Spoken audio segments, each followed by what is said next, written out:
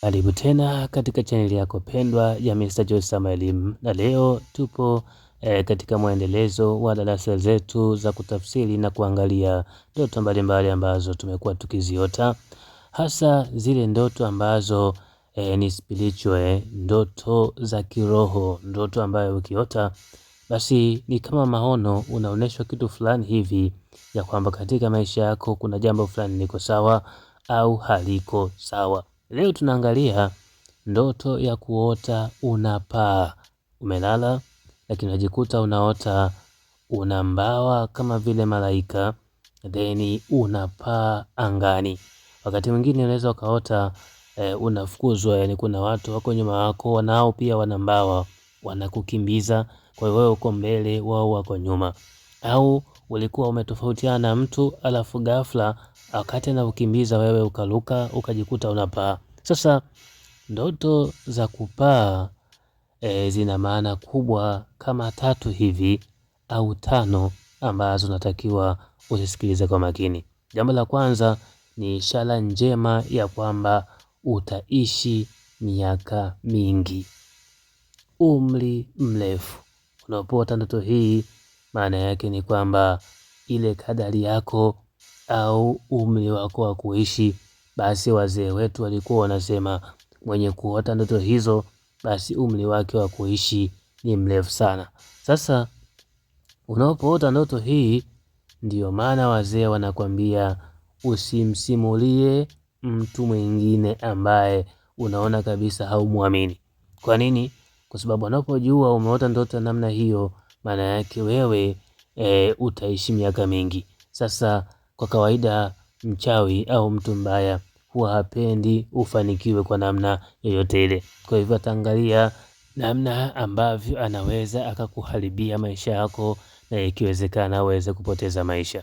Hii ni maana ya kwanza, lakini maana ya pili ni mafanikio juu ya kitu fulani ambacho ulikuwa unakifuatilia. Kwa mfano ulituma barua ya maombi ya kazi sehemu fulani, au ulifanya mtihani fulani ukawa unasubiria matokeo, unajiuliza safari sijui nitakuwa nimefanikiwa au sijui nimefeli, au jambo lolote lile ambalo ulikuwa unalifuatilia alafu ukawa unasubiria mafanikio yake au matokeo yake.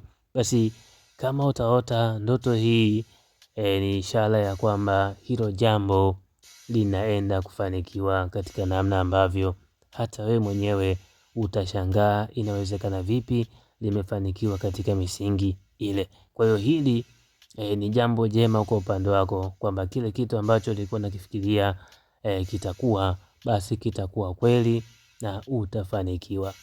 Lakini maana ya 3 ni ishara ya kwamba nyota zako ziko juu sana katika misingi ya nguvu. Nyota inapong'ara, inapokuwa imara na nguvu, basi wewe ndivyo unapopata mafanikio zaidi. Unapoenda sehemu kwamba kazi unapata, unapojaribu kufanya kitu fulani unafanikiwa. Kama upo na maradhi, basi unapoenda kuyatibu magonjwa hayo unafanikiwa na kupona haraka. Kwa hii ndoto kwa ujumla yake ni mafanikio, kwa ujumla yake ni ukuu ambao wewe uko nao. Unaweza ukaota ndoto hii baada ya miezi kadhaa ukajikuta umefanya kitu kidogo sana pale kazini, alafu bosi wako akakipenda sana na akakupandisha cheo kutokana na kile ambacho umekifanya. Na tunajiuliza alikuwa wapi muda wote, mbona imekuwa ghafla hivi? Basi ulipewa ishara kupitia ndoto hii. Sasa wabaya unapowahadisia ndoto hizi, kwanza unachoenda kukifanya moja kwa moja ni kuharibu mfumo wako wa nyota. Nyota kwa wale ambao wanaziamini na kuamini hizi zodiac sign, maana yake nyota ndio inabeba kila kitu chako. Nyota inabeba ndoa yako, inabeba furaha yako, inabeba upendo, inabeba kazi, inabeba uhai wako na kila kitu. Sasa wanapoona ya kwamba umeota ndoto za namna hizo, kwanza wanaenda kuzima nyota. Wakishazima nyota, ndipo pale unaanza kuona kila kitu kinaanza kubadilika.